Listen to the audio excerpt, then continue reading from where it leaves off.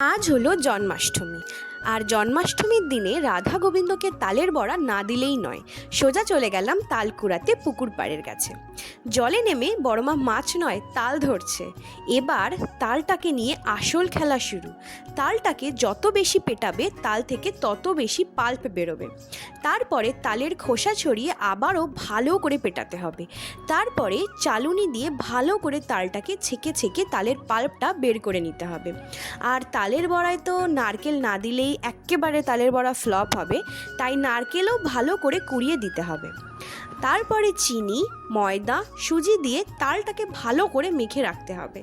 এবার কড়াইতে তেল গরম করে ওই গরম তেলে তালগুলোকে ভালো করে ছেড়ে দিয়ে 3 থেকে 4 মিনিট পর ওর সোনালি হয়ে উঠবে।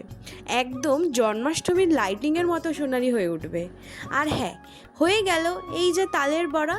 এবার তালের বড়াগুলোকে গোবিন্দকে নিবেদন করব। তোমাদের যদি আমার এই ভিডিওটা ভালো লেগে থাকে প্লিজ একটা কমেন্ট করে যেও। দেখা হবে পরে।